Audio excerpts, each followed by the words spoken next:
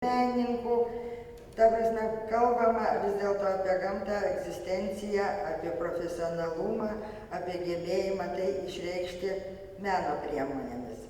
Antras dalykas, kurį norėčiau pabrėžti, kad mugė per 4 metus įtvirtinusi savo pozicijas daro labai didžiulį tokį kultūros politikos dalyką. Nes puikiai žinome, kad valstybė nėra turtinga ir negali papildyti muziejų rinkinių šiuolaikinio meno kūriniais. Ir vis dėlto mugė atveria duris privatiems kolekcininkams ir tie, kurie valstybei padeda tas kolekcijas kurti. Tai būtent kalbu ir apie modernaus meno centrą, kuris tikrai turi dabar puikią kolekciją šiuolaikinio sandūros amžiaus dailės, ko valstybė gal jau nebegali to padaryti. Tai tas būtent ugdymas, kolekcininkų ugdymas apskritai visuomenės, pažinti, suvokti meną ir jį vertinti yra didysis mugės, kaip sakyti, misijos vykdymas. O dėl visų laureatų nepaprastai džiaugiuosi, iš tiesų labai man asmeniškai patiko, paveikė ir sudomino Rimo Sakalausko debiutas. Be abejo, Svirnelį be abejo mes pažįstame ir iš ankstesnių mugių ir iš jo kitos veiklos. Labai džiaugiuosi už Raimundą Gailiūną, nes išgyventi menininkui ne tik kad iš kūrybos, bet dar ir periferijoje yra sunku atlaikyti tą spaudimą, nėra palaikymo ir gebėti savy rasti stiprybės ir tos kūrybinės jėgos yra iš tikrųjų svarbu. Aišku, labai džiaugiuosi už Vilniaus meno grafikos centrą, matau jo veiklą, žinau jų entuziazmą, žinau visokias, kaip sakyti, institucinės ir kitas problemas ir tikrai jų priėjus ir pasakiau, kad nieko nėra geresnio, kaip ištrauktas senas. Tai vis dėlto senieji Vilučio darbai, ankstyvieji, sakykime. Ir Kęstučio Grigaliūno klasikos jo kūriniai ir tikrai puikiai sustyguoti, pajusta abiejų menininkų santykis jų kūryboje, skirtumas jų kūryboje, taip kad džiaugiuosi už visus laureatus ir tikiuosi, jie irgi bus nenusivylę mūsų sprendimu. Galiu dar dieną. Dar pamiršau pasakyti, kad labai smagu, kad dalyvauja ir tie, kur pristato mūsų išeivijos dailę, sakykime, kaip ir mūsų Kunstkameros sėdi tos galerijos, jos tarsi kaip ir nekonkursinės, kaip ir tokie menininkai jau su aukščiausia praba, Kasiulis ir Žylius va šiemet pristatytas. Viesulas, tai jie tiesiog puošia ir tokį svorį suteikia. Ir labai smagu, kad atsiranda naujų galerijų, ir Telšiai šiemet, ir Dusetos, tai tiek norėjau pasakyti. Tai labai dėkoju komisijos nariams ir aš tiesiog dar norėsiu paprašyti keletą žodžių tarti architektą Roką Kilčiauską, nes Proces Office architektai sukūrė šių metų Art Vilnius 13 architektūrą ir dirbo visa žmonių grupė, tai Vytautas Biekša, Miglė Nainytė, Austė Kuliešiūtė. Šie žmonės tikrai atidavė savo visas jėgas, kad meno mugės architektūra būtų tikrai tinkama galerijoms ir kad architektūra skirta tikrai meno eksponuoti, už naujas idėjas, už tikrai puikiausius sprendimus. Dėkoju Rokui Kilčiauskui ir tiesiog noriu paprašyti, kad keletą žodžių tartų. Labadiena, aš galvoju, kad aš čia dėl grožio pasimatęs. Iš tikrųjų labai trumpai, čia turbūt labiau jau menotyrininkai gali kalbėti, aš galiu pasakyti tik tiek, kad apšilome kojas šitam nuostabiam kolektyve ir galbūt tokio kaip baigtinio rezultato, kaip mes įprastai turime galbūt labiau architektūroje, čia jo nėra ir tuo yra žavu, tai yra visada gyvas, kintantis organizmas ir visas tas atsiradimas ir procesas, jisai sakyčiau, irgi galėtų būti kaip vienas iš meno kūrinio būvių tokių. Tai labai smagu, labai įdomu yra susitikti su meno žmonėm, su kuriais, tarkim, paprastam architektų gyvenime retai kada tenka susitikti, tai čia mes labai daug pasisėmėm patys iš savęs, o kaip jau pavyko pati ekspozicija, tai čia specialistai arba laikas ir žmonės pasakys. Stengiamės lyg ir padaryti gerai. Tai tiek. Dėkoju Rokui ir tiesiog dabar prašom uždavinėti klausimus. Mes dar turim laiko iki 17 valandos, nes 17 valandą norėsiu pakviesti gerbiamus spaudos atstovus į Eglės, žinomos tikrai garsios menininkės Eglės Rakauskaitės performance Handmade, kuris įvyks 5 valandą 3 salės balkone ir dar sekantis performances įvyks, tai 17:15 Meno parko stende performances Žydrija Janušaitė gyvenimas susideda iš tokių mažyčių vienatvių. Tai tiesiog maloniai kviesiu Jūs pamatyti. O dabar prašom užduoti klausimus.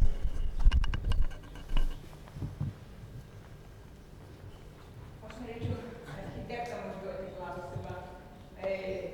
Šita mugė išsiskyrė, nežinau, ar gerai, ar blogai, tokiom uždarom erdvėm. Būdavo kažkaip eini, labai viskas atvira. Ir kiek aš girdėjau, kai kurie galerininkai netgi kažkiek apgailestavo, sako, vizualiai, vat lyg ir geriau darbams, bet žiūrovams nėra to tokio, sakykim, kad iš karto taip ateini ir pamatai ten tokios dėmės. Viskas taip labiau apgaubta, įvyniota, ar tokia buvo koncepcija, ar taip tiesiog? Ačiū Jums labai, kad kažkas pastebi ir perduoda pirmasias žinias, pirmosius įspūdžius.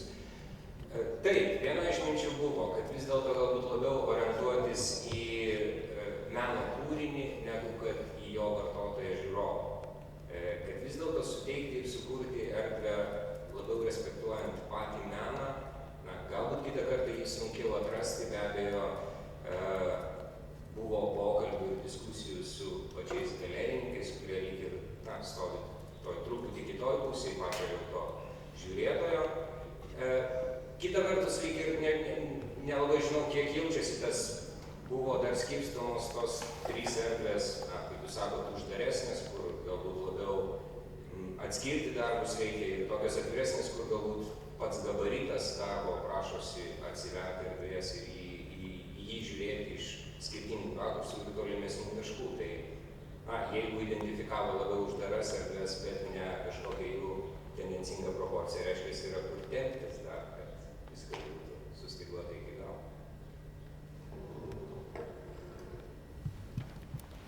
Ar bus dar organizatoriams noro daryti?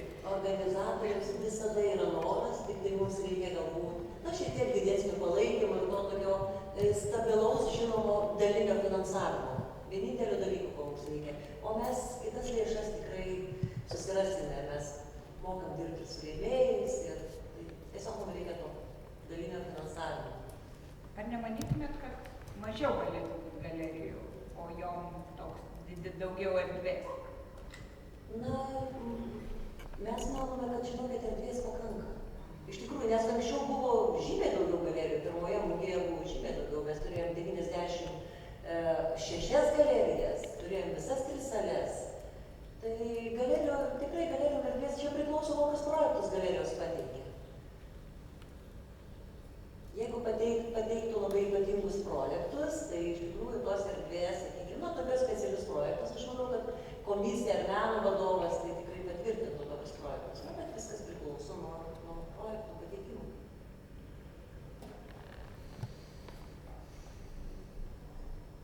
Aš vėl paklausiu. Daugelis užsienio galerijų sakė, kad tai buvo asmeniniai kontaktai. Ar nėra kažkokio skelbiamo konkurso, ar dar kažkaip, ar iš tikrųjų visos tos galerijos taip ir nesusiranda jūsų internete, ar kažkaip viskas taip ir lieka. Nežinau, kaip kitos pasaulio mugės veikia, galbūt visos mugės tokiu būdu veikia. Vėlgi sugrįšiu atgal prie stabilaus finansavimo, nes mes iš tikrųjų norėtume jau kaip ir rugsėjo mėnesį paskelbti konkursą ir pakviesti meno galerijas dalyvauti. Ir tikrai turim tų kontaktų ir važinėjom po kitas meno mugės, bet mes tiesiog turim per mažai laiko ir kada mums finansavimas išaiškėja vasario kovo mėnesį, tai yra tiesiog jau tai, ką mes galime padaryti geriausia, mes iš tikrųjų atidavėm visas jėgas ir padarėm. Bet naujų galerijų yra šiais metais ir iš užsienio, yra ir iš Lietuvos. O kad žinom, dėl kitų metų tikrai yra daug norinčių, bet jau mes turėtume startuoti rugsėjį. O rugsėjį dar tik paduosit projektą? Na, mes tikimės gal nauja kultūros taryba, kuri yra suformuota, atkreips dėmesį į tokius projektus, gal taisyklės pakeis šiek tiek, nes tuos tęstinius projektus mes galėsim pretenduoti. Mums pernai pritrūko 1 mėnesio, kad mes pakliūtume į tęstinių projektų sąrašą, nes mūsų padavėm paraiškas gegužė, o mūsų renginys įvyko birželį ir mums nepavyko, mūsų tiesiog neįtraukė, o dabar sekantis svarstymas 15 metais. Tai mes tikimės galbūt nauja kultūros taryba peržiūrės būtent dėl šitų renginių, kurie jau įsitvirtino, kurie tikrai yra svarbus mūsų meno rinkai. Irgi daug kalbame apie kultūrinės industrijas, nes čia yra tiesioginė kultūrinė industrija. Tai mes tikimės to palaikymo, dalinio to bazinio palaikymo. Kitas tikrai lėšas mes esam pajėgos ieškoti rėmėjų, mecenatų. Tiesa, aš galbūt nepasakiau labai svarbaus dalyko šiandien, nes meno mugė turi mecenatą.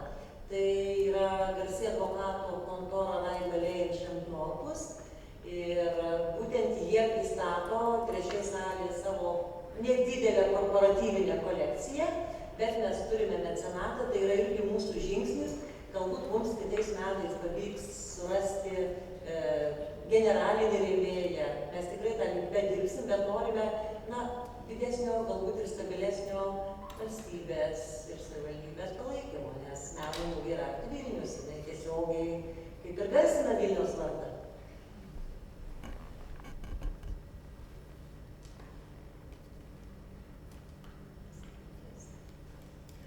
Prašome. Jeigu nėra klausimų, tai gal mes galime jau ir tada pabaigti spaudos konferenciją. Tai labai ačiū. Lauksime visų 18 valandą atidarime. 3 salės foje bus apdovanoti visi laureatai. Taip kad širdingai dėkojam ir iki pasimatymo.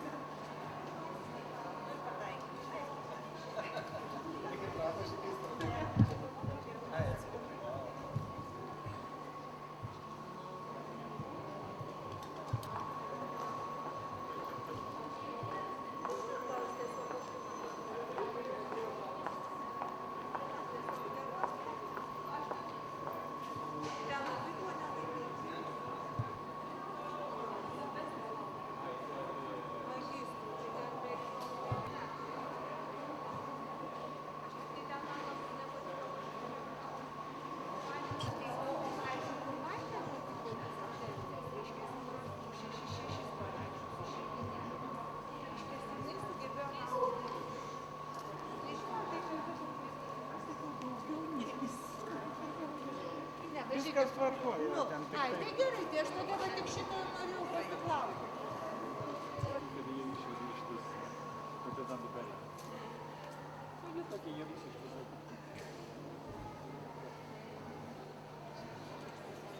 Nu, aš iš visą laiką šakinėjau, iš sen šiandien važiavau, bet kur kas ir kur dnyje, kur darbo ten atvažiuoju.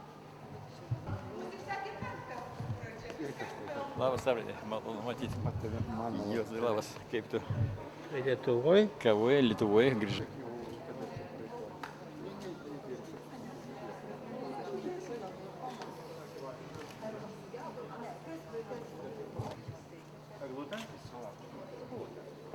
Ne, perskaito? Atsiprašau. Dabar, žinai ką, šitas periodas iš tikrųjų yra nelabai svarbu, performansas yra apie ką kitą. Dar ne, čia ne performansas. Čia dar ne performansas. Norėsiu bendradarbiavimo. Žinot, ar ne, kad čia vat, viena svarbiausių žinučių, bet kurioje parodoje, tokioje, kurie parsidavinėja, yra šita, ar ne? Aš šiandien atėjau, nežinau, kur įsigyti tą dalyką. Atėjau į vieną iš galerijų ir klausiu, pas Vilmantą Marcinkevičių, sakau, o tai kaip žymėt, sakau, parduotus kūrinius? Nu, sako, burbuliukais. Aha, sakau, burbuliukais, o turit? Sakau, ne, iš pradžių dar klausiu, kokios spalvos? Nu, nežinau, sako, gal raudonos, gal geltonos. Sakau, turit? Sakai, ne. Einam, sakau, paklausti, gal kas turi. Tai vat radom galerijoje, turi burbuliuką. Nuo to ir prasideda mano performances, nuo burbuliukų. Burbuliukai, kaip jūs sakiau, gali įvairių spalvų būti, ar ne? Gali būti ir geltoni.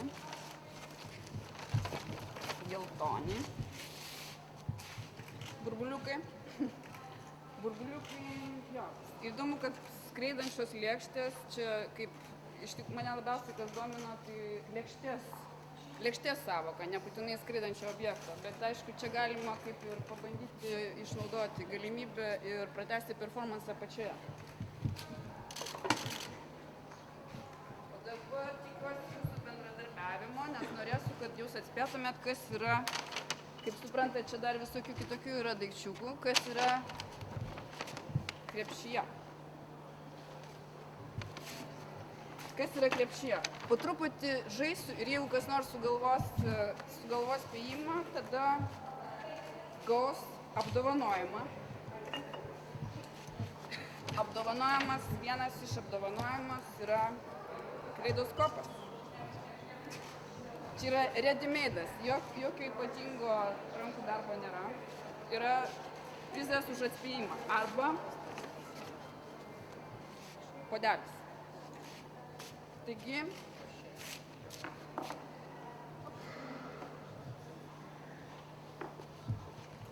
kas yra krepšyje? Čia jau nieko nėra.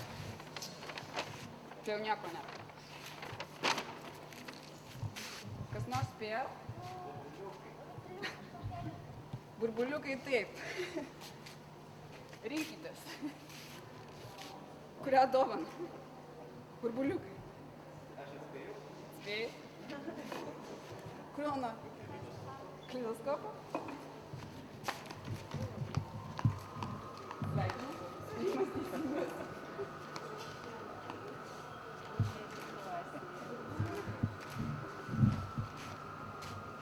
Nagi ir sekantis spėjimas. Dar kas nors? Kas? Ne. Kas nors dar? Negalima žiūrėti. Gerai. Kažkaip su tom šlepedėm nelabai patogu. Galvokit, spėliokit, aš toliau. Kas dar? Kas yra krepšyje? Burbuliukai nebegalima šito spėjimo. Kaip? Ne. Kepurė? Ne. Lėkštė? Ačiū.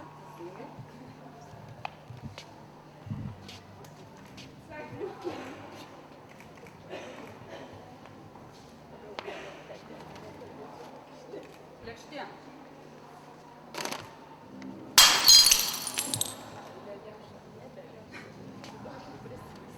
Dabar norėsiu, kad neprispėliotumėt, kad kas nors išsirinktų kokią nors spalvą.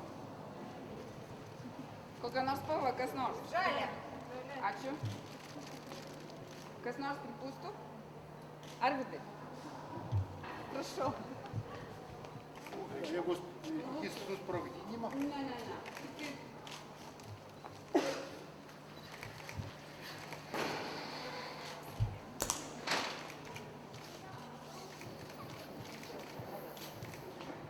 Užtenka ar dar? Užtenka.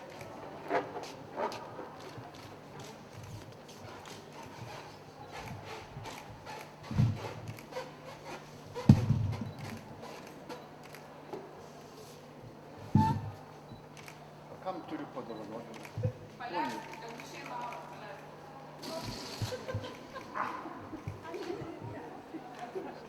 Taip. Dar viena lėkštė. Dar viena lėkštė. Ir kas dar yra krepšė, kas įspręs?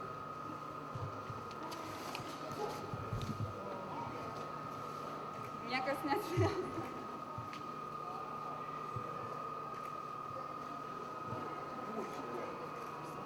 Dar yra. Butelis. Butelis? Ne. Kas dar yra krepšė? Kelnės. Apelsinas. Ne. Dešra. Ne. Knyga. Ne. Ne. Akiniai. Ne. Lengvas daiktas. Nagi. Ai.